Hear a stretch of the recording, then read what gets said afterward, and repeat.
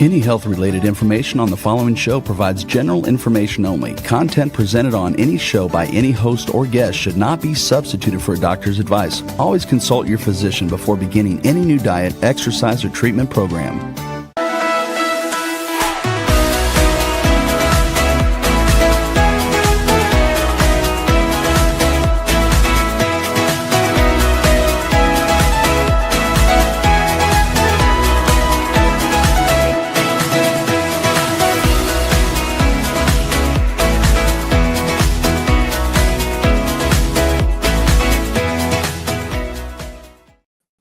Hello, everyone, and welcome to 5 to Thrive Live. I'm Carolyn Gazella, and I co-host the show with my good friend, Dr. Lise Alschuler. Today, I'll be talking with Dr. Leslie Cisar, who I've had on the show before. She specializes in treating migraines, but she has 3 key principles she uses with her patients who are struggling with really any chronic health condition. She is a licensed naturopathic physician and graduate of the prestigious Southwest College of Naturopathic Medicine, which is now Sonoran University. She is also an international speaker and teacher on the philosophy and application of naturopathic medicine. But before we begin, I'd like to thank our sponsors, beginning with Cetria, a patented form of glutathione clinically proven to raise blood glutathione levels. Glutathione is the master antioxidant in the body's primary defense against free radicals. It also helps support respiratory health. For more information, visit cetriaglutathione.com. Also, Cognizant Citicoline, which is nature's way of keeping the brain's energy-producing centers firing on all cylinders. If you're looking for a way to enhance your brain function, including memory, focus, and attention, look for Cognizant on the label or go to cognizant.com for more information. Pro Thrivers Wellness Brain is a product that contains cognizant as well as other brain-supporting nutrients and herbs. You can find Pro Thrivers Wellness Brain online at pureformulas.com. There's also Pro Thrivers Wellness Sleep, which combines higher dose melatonin and other sleep-supporting natural ingredients specifically designed for thrivers. You can find Pro Thrivers Wellness Sleep at pureformulas.com. And Dr. Ohhira's Probiotics, it's a best-selling probiotic for more than 30 years, and it contains 12 probiotic strains that are shelf-stable, so no refrigeration is required because of a unique 3-year fermentation process. It's a very effective probiotic. Learn more at drohhiraprobiotics.com. Dr. Cisar, thank you so much for joining me. Thank you for having me. Yes, well, I'm excited to just dig in. So today I'd like to take a deep dive into each of your 3 principles. But first, tell us what those principles are and why you focus on these 3 in your clinical practice. Yeah, so these 3 principles are the 3 core tenets of naturopathic medicine. And I like to be very explicit about this with my clients because when you go to a doctor, when you go to a natural practitioner, the treatment is going to flow from their theory or understanding of why you are sick in the first place. So it's critical that we as patients, when we're not feeling well and we want some help, right? We want to make sure that we're going to a provider that looks at the problem in a way that resonates with us. Otherwise, we're going to be frustrated with the interaction. So, for example, in allopathic medicine or conventional medicine, if you were to ask your medical doctor, why do I have these migraines? Why don't I feel well? In allopathic medicine, the fundamental reason why people get sick is believed to be really sort of bad luck. Now everything is couched in genetics. It's because of your genes. It's because of your genes. But genetics is really just a scientific sounding way of telling people you're unlucky, right? So if that is true, that we, get migraines or we get sick, we have a chronic condition because we're unlucky, then it would make sense to give medications, what we call, medications or drugs that are going to mask the symptom, try to take away our perception of the symptom or alter the biochemistry enough to sort of abort or short circuit the biochemistry that's generating the symptom. Because what else could you do, right? If it's just sort of bum luck, bad genes, roulette wheel, it would make a lot of sense to just try to mask or alter the body's ability to make those symptoms. It's a very logically coherent approach. I think definitely, the people that reach out to me for help, and I'm sure your podcast listeners, intuitively, they don't really resonate with that explanation. I know that I didn't resonate with that explanation when my migraines became chronic and I was getting a migraine just about every other night, and the over-the-counter Advil wasn't cutting it anymore. And so I went into my medical doctor, who I really liked, and I thought, I'm going to go into the doctor because doctors help you get better. And she's going to figure out what's wrong here, because I intuitively knew that I wasn't getting these migraines just for no reason or because I was unlucky, but there had to be some reason that could be determined that was probably a lot under my own control. And if I just knew what it was and I could take the right action, I would feel a lot better. I had that intuitive sense. And I think a lot of people have that intuitive sense too. So if you're going into a practitioner that doesn't view your migraines or your health conditions in that light, you're going to end up frustrated, just like I did, because my medical doctor kept giving me migraine drugs, prescriptions for migraine drugs, and I kept leaving the office going, why is she giving me this? I thought doctors helped you figure out what's wrong. And I left those appointments very frustrated. And I hear this a lot from my clients, that they become so frustrated with their neurologist because they're going to the neurologist thinking that the neurologist is really going to dig in and figure out, okay, what's really the underlying cause, the factors, how do we address this? What are the controllable things that you can do to turn this around? And then if we do those things, your body is going to heal itself and feel a lot better. Yeah, so the three key principles that you're going to identify actually help you get to the underlying causes, correct? Exactly.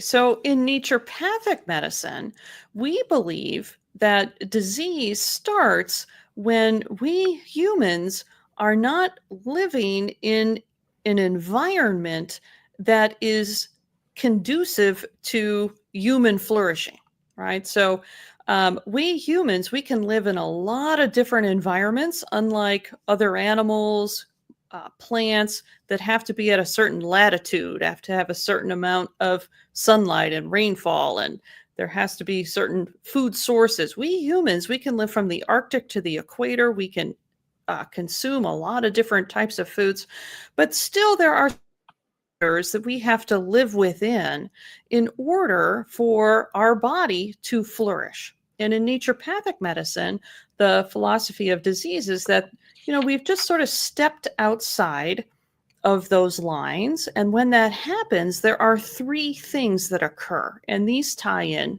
to those three principles.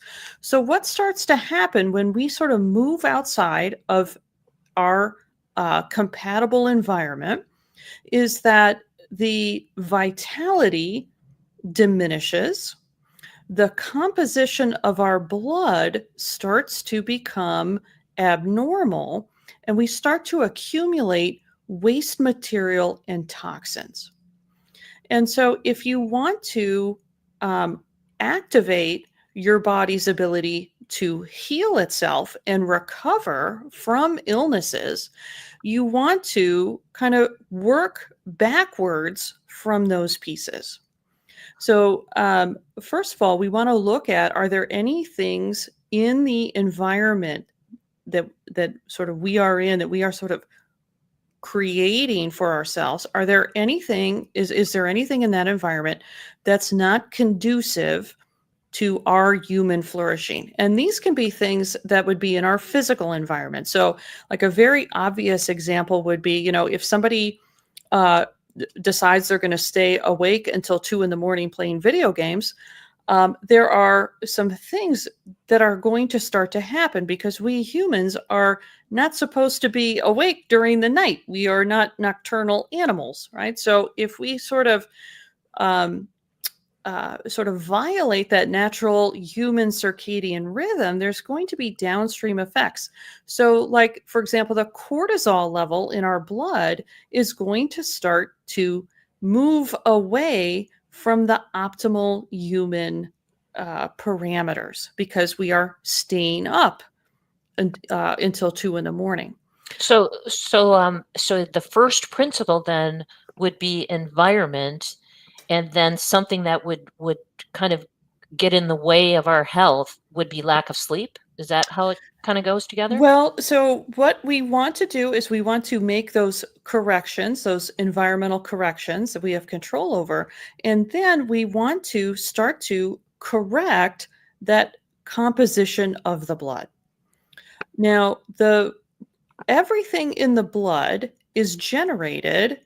Um, what is Our blood is composed of the nutrients that we consume, and then our cells use those nutrients to do their work, and they generate hormones and enzymes and all these other components that make our body work, and those components are distributed through the blood. But the key factor here is that the cells have to have the nutrients that they need to function properly. So what happens is when the environment is not conducive to human flourishing and the composition of the blood starts to become abnormal, we want to correct that by making sure, after we've corrected the environment, making sure that the cells have the nutrients that they need to function optimally so that they can make the correct cortisol level. They can course correct because the body is going to do that. That's the natural intelligence of the body. It wants to course correct, but the cells have to have the nutrients that they need to do that.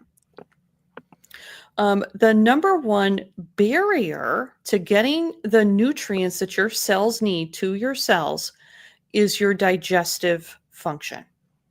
Right? So there's all these books out there on all these different types of diets. Everybody has a different camp. You've got people from the carnivores to the vegans, right? So you've got all these different ways of eating, but more foundational to that is you have to have good digestive function, because no matter what food you eat, you have to be able to break that food down and get the nutrients out of the food into your blood and then circulate it to the cells. So within the first principle, we want to think, okay, is there anything that's going to create a barrier to getting those nutrients out of my food and to the cells? And this is why naturopathic doctors are very famous for looking at digestive function and sort of treating the gut, right? Because nothing is going to come into our body except through the digestive tract. And so if we can't break our food down, we're going to have a big barrier, a big blocker to that and getting things course corrected. Okay, that makes a lot of sense. So the first principle then is the gut and digestion. Mm-hmm. Okay. And what I have found too is that when the digestion is not working well, people's appetite changes dramatically. Because if our digestive tract is struggling to break down nutrient-dense food, and as we know, nutrient-dense food is very colorful food. This is why people are told to eat a rainbow, right? Because the different colors in the food indicate the different nutrients within the food. So what do a lot of people like to eat? They like to eat very beige food, right? Oh, I would just love to have some pretzels right now. I would just love to have some crackers, pasta, bread, right? Oh, that sounds really good.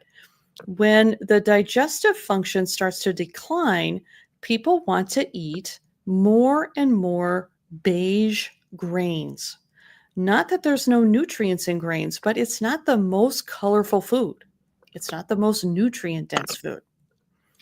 So people will beat themselves up. Why do I have all these food cravings? Why do I want to eat sugar all the time? Why can't I put down the chips or the pretzels? Why am I always having to eat at 8 p.m.? Well, if your digestion is poor, you are going to be pulled to eat very easily digestible foods. And those are what we typically call, snack foods, junk foods, those types of foods that everybody is trying so desperately not to eat. So what is the second principle? I just want to be mindful of our time. So the second principle is we have to clear metabolic waste material and toxins.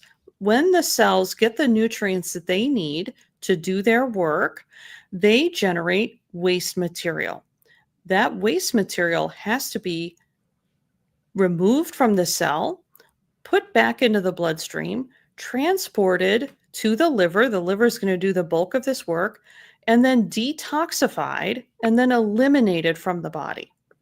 So our body is continuously intoxifying itself. It's continuously making toxins and waste material. That's normal. That's why we have our organs of detoxification and elimination so that we can get them out of the body. But when our health starts to decline, when our environment is not ideal for human flourishing, one of the things that happens is these waste materials start to accumulate. Of course, we are also exposed to toxins in the environment, right? In the food supply, the water supply, the air supply. Those are going to enter our body as well. And our organs of detoxification have to process those, and we have to eliminate those from the body. So we also have to have the nutrients that our liver needs to run those detoxification pathways.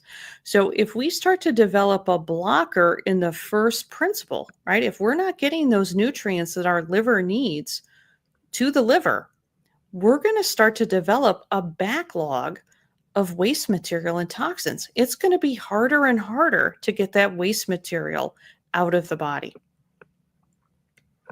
Right. So those two definitely relate, the first principle and the second principle. What's the third principle? And then let's circle back with some of these. So the third principle is restoring our resiliency and vitality. So what is vitality? This is a word that's being used a lot right now. We're kind of having a moment where everybody's talking about resiliency and vitality. So what does this really mean?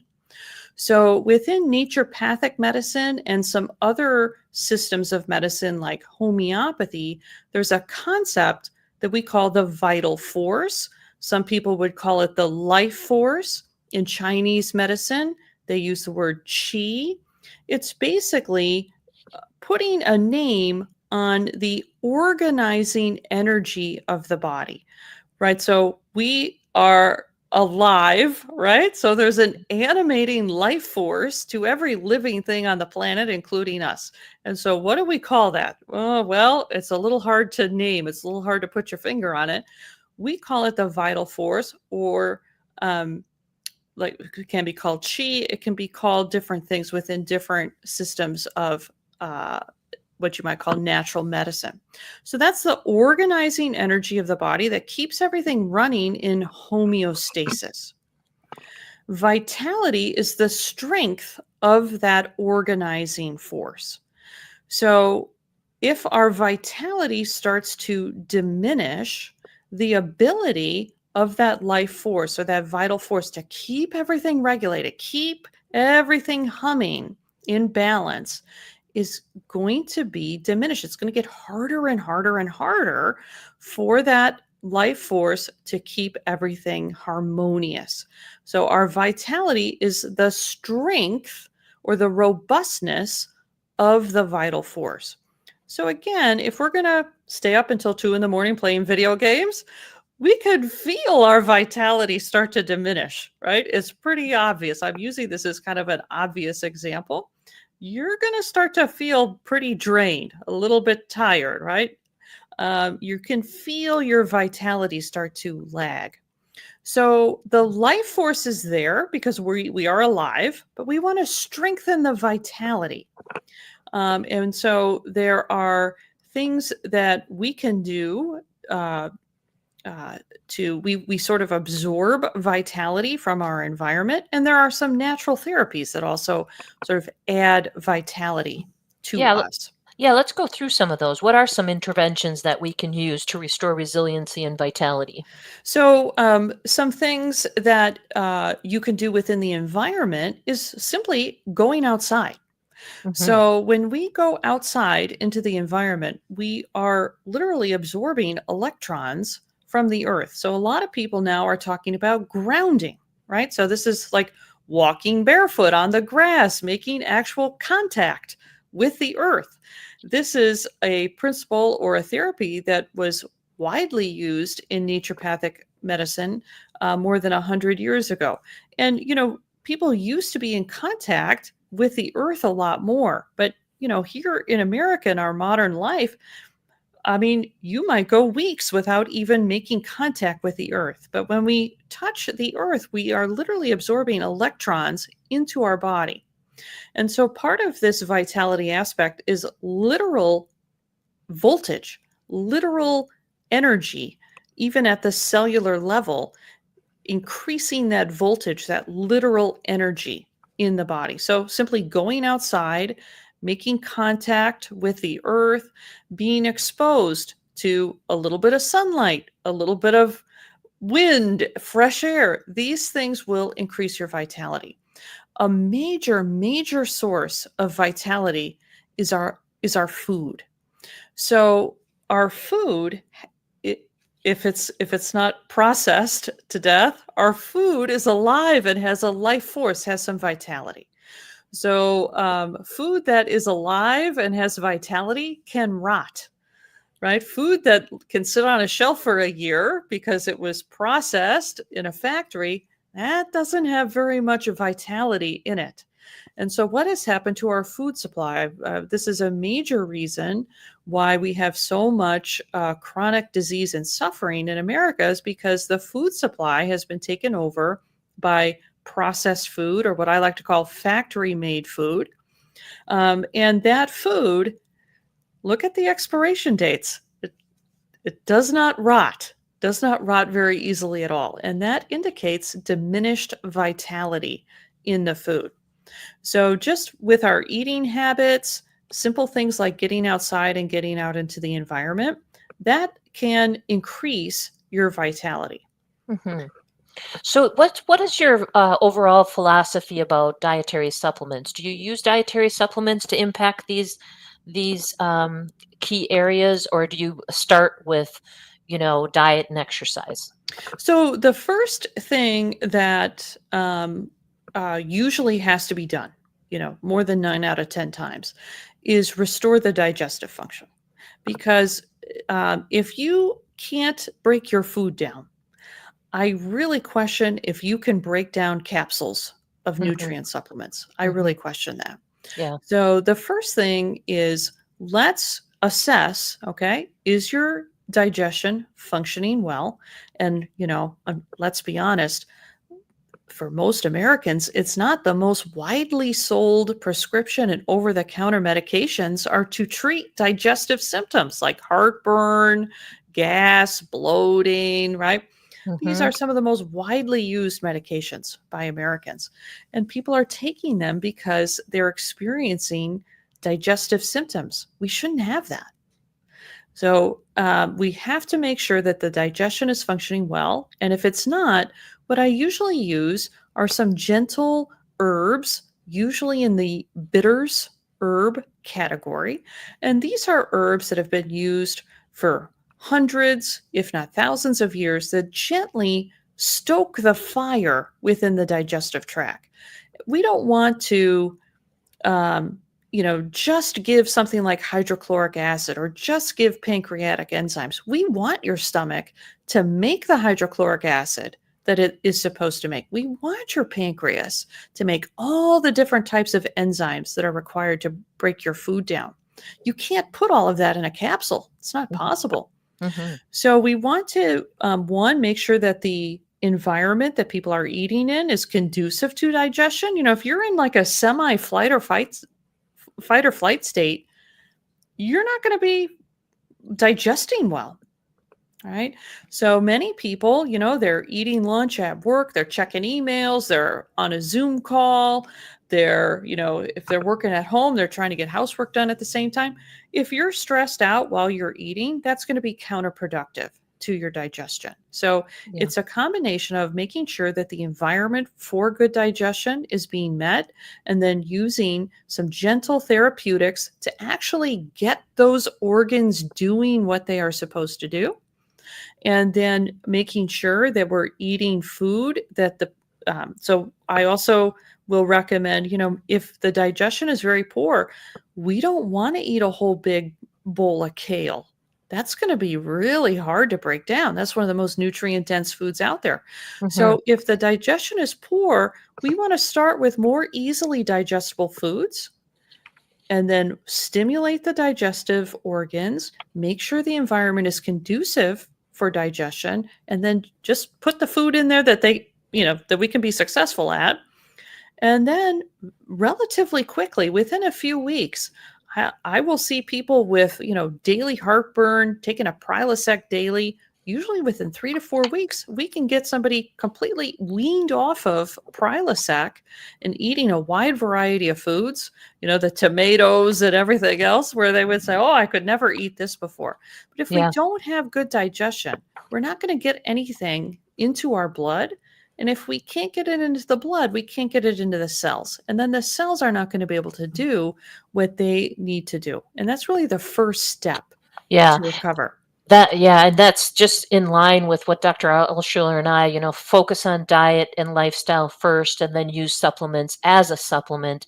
And I love this concept. So just to review, there are the 3 areas you focus on are digestion and gut health, and then clearing toxins and supporting detoxification, which we talk a lot about that on this show, and then restoring vitality. I think those are really great things to emphasize. Excuse me. And before I let you go, where can people find out more about you and your work, and what you're doing in your clinical practice? Yeah, so I have a free Facebook group called Healing Migraines Naturally with Leslie Cisar, ND. They're welcome to check that out. I do have a podcast called Healing Migraines Naturally on all the major podcast platforms. And then my website is drlesliecesar.com. So that's drlesliecesar.com. Right. And Caesar is Cisar. That's correct. Perfect. Well, this has been great. Thank you so much. And I'm going to give you one last little piece of advice for our listeners if they're struggling with chronic health. What's your last piece of advice for them? I would really make sure that you are working with a provider that is in alignment with your beliefs around your health. Mhm. So if you are going to a practitioner that does not think you can recover your health and you think you can, there's a mismatch and you're not going to get anywhere with that. Right. Time to interview a new doctor. Mm-hmm. All right. Well, thank you again, Dr. Cisar. This has been an interesting show. Thank you for joining me. Thank you for having me.